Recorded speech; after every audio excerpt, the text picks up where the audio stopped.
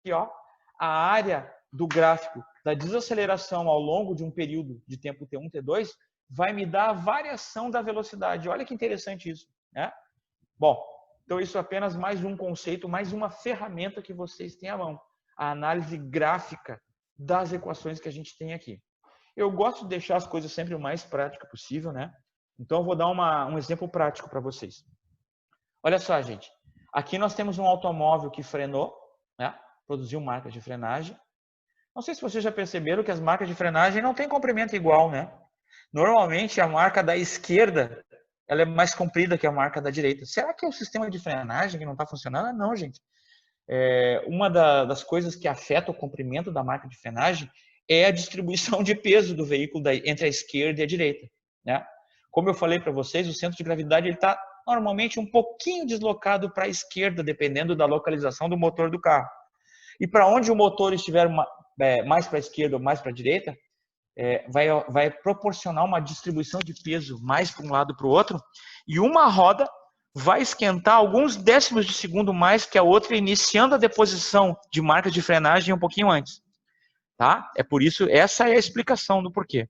Né? Então, vocês vão encontrar. Mas qual será o comprimento que eu uso lá nos cálculos, né, gente? A gente tem percebido que, normalmente, a marca de maior comprimento é aquela que deve ser utilizada nos nossos cálculos. Tá? Eu tenho visto também outros fenômenos. Normalmente, é a roda dianteira que produz a marca de frenagem. A traseira, ela desacelera, mas normalmente ela não trava. É claro que isso não é uma ideia geral, né? Se alguns outros fenômenos acontecerem, as 4 rodas travam. Então, é sempre importante tentar entender qual roda que travou e produziu a marca de frenagem. Tá bom? Bom, mas ali em cima está explicado como é que acontece o fenômeno. Gente, logo que o piloto do automóvel aciona o sistema de frenagem, não ocorre a frenagem. Existe um delay no sistema de alguns décimos, um meio décimo de segundo ou um décimo de segundo, até o sistema começar a atuar. Quando ele começa a atuar, o veículo vai iniciar a desaceleração. Esse gráfico que vocês estão vendo aqui embaixo é um gráfico da desaceleração do centro de gravidade do veículo pelo tempo. Percebam que, então, depois de um determinado período de tempo muito curto, o sistema de frenagem realmente ele começa a atuar. Nesse ponto, a roda não está travada. O que começa a acontecer é que a rotação começa a diminuir da roda e o percentual de derrapagem do veículo vai aumentando. Por que esse fenômeno acontece? A roda ainda não atinge uma temperatura para produzir aquela marca de frenagem característica. Por isso que aqui no início da frenagem, a marca sempre ela é mais clara, porque a roda ainda não esquentou o suficiente, né? À medida que a roda aumenta o percentual de derrapagem e diminui o percentual de rotação, a roda esquenta mais e chega num percentual ótimo de derrapagem e rotação. É o lugar onde o veículo mais desacelera. Aqui tem um conceito que tem quebra de paradigma. Não é quando a roda travada que o veículo desacelera mais.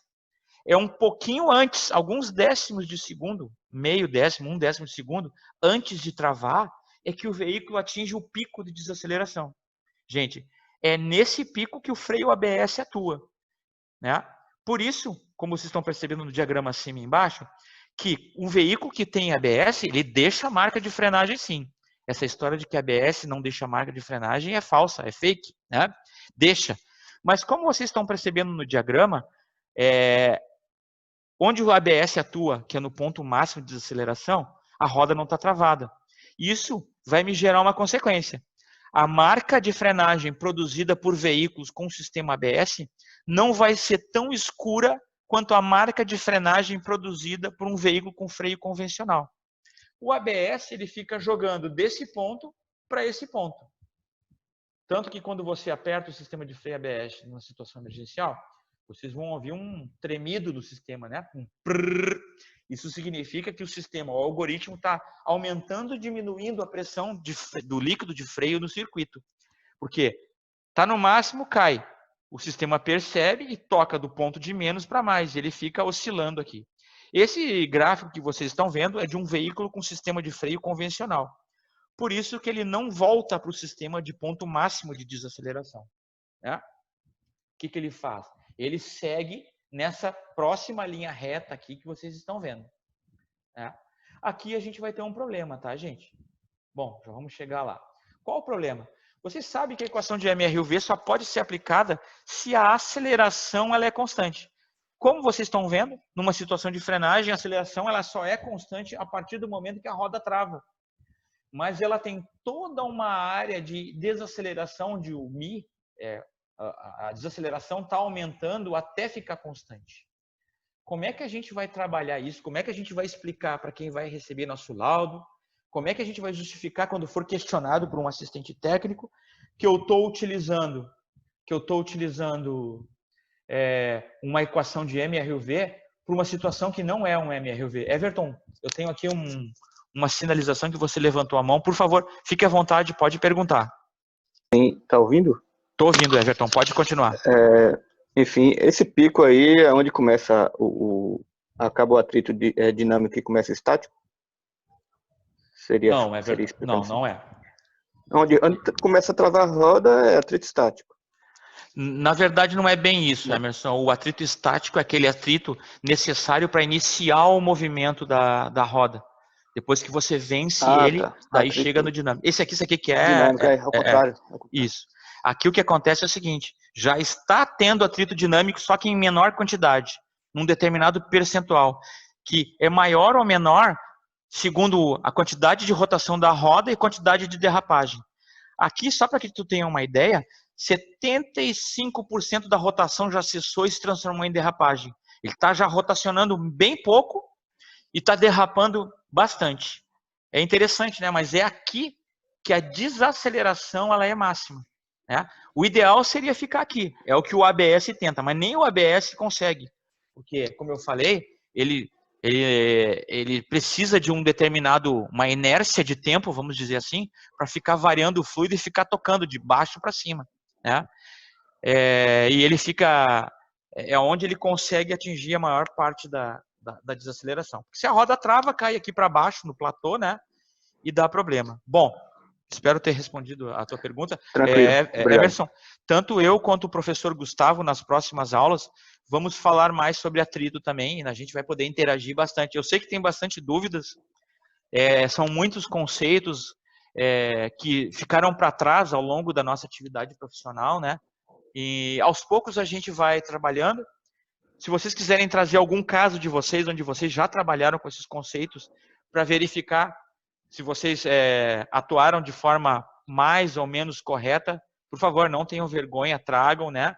Eu mesmo já peguei alguns laudos meus de 20 anos atrás e muita coisa eu já não faria daquela forma. Então, entendam assim, né? A gente vai evoluindo ao longo dos anos e isso que é o mais importante. E errar, todos nós erramos, né?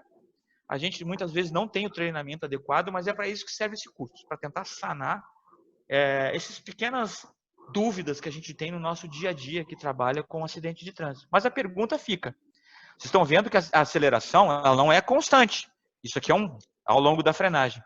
Como é que a gente trabalha, então, com as equações de frenagem se não é um MRUV? E as equações de frenagem, entendam, é um MRUV. Bom, a explicação para isso é o seguinte. A área que está abaixo desse gráfico azul é o que nós chamamos de ΔV. Para que eu possa considerar um valor constante dessa aceleração, ou seja, o que é essa linha pontilhada aí? Essa linha pontilhada, gente, ela possui uma área abaixo dela igual à área que a linha azul possui.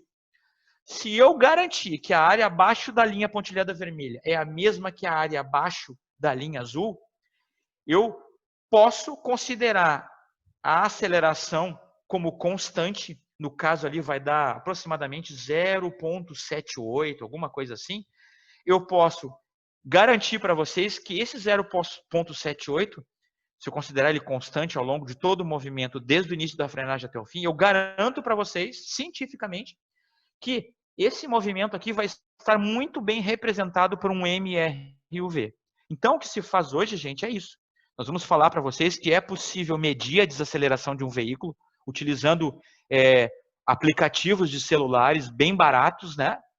Bem fácil de fazer isso. Vocês vão adquirir uma curva igual, como essa azul. Eu e o professor Gustavo, nas próximas aulas, vamos mostrar para vocês esses aplicativos. E o que vocês vão ter que fazer é achar uma forma de achar uma aceleração, essa pontilhado vermelho, cuja área abaixo seja a mesma que essa área abaixo da azul. Verificado isso, no nosso experimento, a gente pode garantir que a aceleração é bem representada por um MRUV, ou seja, uma aceleração constante. Bem interessante isso, né? Gente, guardem esse conceito. É interessante porque eu já fui questionado na justiça e por assistente técnico sobre isso, né? Como é que eu utilizo uma equação onde A não é constante e considero ela constante? A explicação é essa, né? Desde que a área abaixo seja igual, essa aceleração média aqui que eu fiz, ela pode ser utilizada. Durante a desaceleração, eu vou pegar duas daquelas 3 equações lá que eu apresentei para vocês de MRUV. Agora o sinal é negativo porque o nosso veículo está frenando, né? Está diminuindo a velocidade. Agora vocês já sabem também que a marca ela não é forte, ela demora, né? Então a gente procura achar ela mais no início possível, mas infelizmente nós não vamos achar esse início no local, tá, gente? Dá para ver aqui na foto, né? É difícil. Vocês vão localizar essa marca por aqui, assim, ó. Bom, e se o veículo tiver ABS, pior ainda, né? Vocês vão achar, vocês vão perceber que é bem difícil de localizar essa marca por frenagem. Mas a teoria, as equações que a gente está apresentando, também valem para sistemas de freio com ABS. Bom, então, a desaceleração... Opa, bastante pergunta aqui. Bom, é sinal que vocês estão se interessando pelo assunto. Eu vou tentar ler.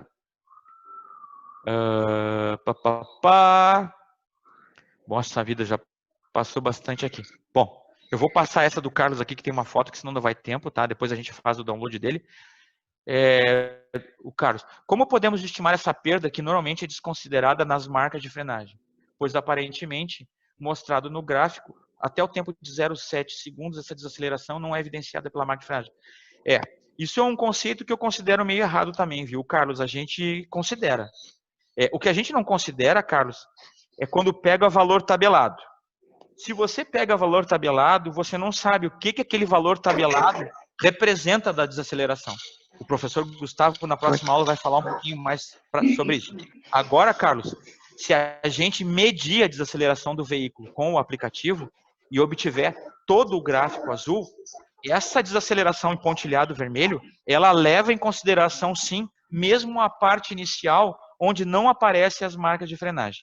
Mas, Carlos, fica tranquilo que nas próximas 2 aulas o assunto vai ser praticamente esse, tá? Eu não vou me adiantar muito, porque isso vai ficar para assuntos das próximas aulas, né? Onde a gente vai abordar a consideração ou não dessa primeira parte. Tem perguntas mais importantes também, né, Carlos e colegas? Às vezes o veículo desacelera e não deixa a marca de frenagem. Será que nós temos como estudar esse caso ou vamos ter que abandonar o cálculo de velocidade? O professor Enciso vai mostrar para vocês que quando o veículo frena sem deixar a marca de frenagem, ele vai estar só nessa primeira região aqui, ó, sem atingir essa segunda. E nós vamos explicar para vocês como trabalhar nessa situação. É possível sim trabalhar, tá?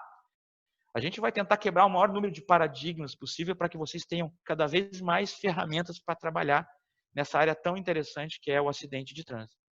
Gente, esse valor aqui, que normalmente vocês chamam de Mi, né, que é o coeficiente de atrito, vocês a partir dessa aula vão chamar de um outro nome. Nós vamos começar a chamar de um nome mais geral, chamado fator de arrasto. O Mi, na frenagem, pode ser ou não igual ao fator de arrasto, tá bom? Numa pista plana, o fator de arrasto é igual ao Mi, mas em frenagens, em rampas inclinadas para baixo, para cima, o fator de arrasto vai depender de outras variáveis que além do atrito, como, por exemplo, do campo gravitacional que vai atuar sobre o carro. Então, vamos começar a se acostumar, tá? Em vez de Mi, nós vamos usar um fator de arrasto aqui, que nesse caso de frenagem é exatamente igual a Mi, porque não existe outra força que além de atrito atuando. Bom, essa desaceleração, gente, que está aqui em pontilhado, 0,78, esse fator de arrasto, ele vai me gerar uma desaceleração que vai ser o seguinte. A desaceleração vai ser igual a esse fator de arrasto, 0,78, vezes a aceleração do campo gravitacional, 10 ou 9,8, né, conforme a simplificação que vocês estejam usando. Então, esse veículo aqui, por exemplo, ele tem um fator de arrasto de 0,78. Se eu considerar a aceleração do campo gravitacional como 10, significa que o veículo está desacelerando a 7,8 metros por segundo quadrado. E vou poder utilizar essas formas, né? Como eu tenho a experimentação, eu tenho o tempo de desaceleração, posso utilizar a primeira equação ou a segunda equação. Bom, não sei se vocês perceberam, mas a primeira equação quadrática, eu posso pegar o quadrado e passar para o outro lado em forma de raiz quadrada e vou obter essa equação. Como o meu veículo, gente, parou ao final da frenagem, a velocidade final dele é zero. Se a velocidade final dele é zero, esse V aqui é zero, né? E eu vou calcular a velocidade do veículo por 2FG, variação de deslocamento. Vocês estão lembrados da equação da desaceleração por frenagem? 2 vezes μ, que é o F aqui, vezes G, que está aqui, vezes o D, que é a distância de frenagem, que é o S menos o S0. Aqui é uma consideração de forma genérica da equação para cálculo de velocidade por frenagem, né? Quando a gente tem lá a frenagem, o comprimento da frenagem do local determinada. Como eu falei para vocês, eu estou apenas apresentando conceitos básicos para vocês. Nas próximas aulas, nós vamos aprofundar todos esses conceitos que nós estamos mostrando aqui para vocês. A minha grande preocupação é que vocês entendam que a frenagem não é algo constante, é um movimento de desaceleração que, inclusive, tem pequena variação no início. E que, mesmo não deixando marca de frenagem, é possível utilizar algumas equações. E nós vamos aprofundar isso mais nas próximas 2 aulas. Lembre-se, o sinal negativo é porque está desacelerando, né? A velocidade está diminuindo. E agora vocês sabem que fator de arrasto é um conceito mais geral, né? Que engloba, nesse caso aqui, só atrito, mas se a pista, por exemplo, estiver inclinada, vocês vão ver na próxima aula que outras considerações deverão ser feitas. Estou demorando muito aqui, né? Já estou me passando do meu tempo, mas ainda tem alguma coisa para falar. Peço paciência para vocês. Teremos ainda, gente, eu não vou me meter muito na aula de hoje, um outro tipo de movimento, lá quando formos estudar guinada, por exemplo, que é o movimento curvilíneo.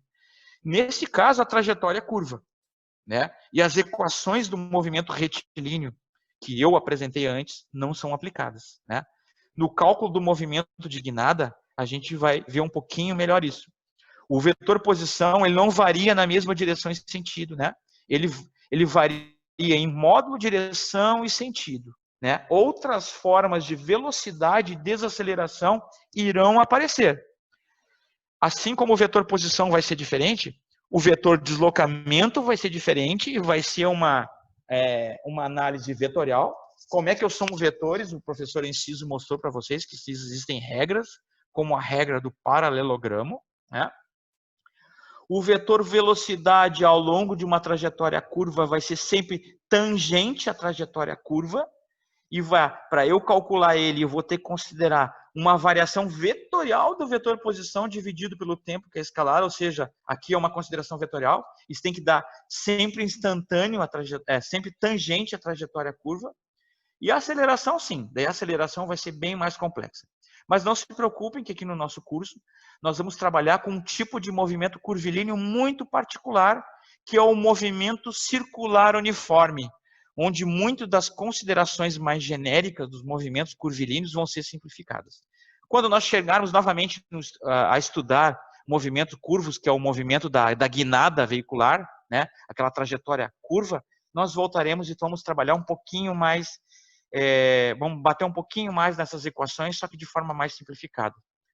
Na aula passada e nessa aula, vocês viram que o professor Enciso, na aula passada e no problema da aula passada, o professor Enciso mostrou para vocês que a trajetória do veículo, embora seja curva, por exemplo, após uma colisão, ela pode ser tratada como um movimento na direção X e na direção Y.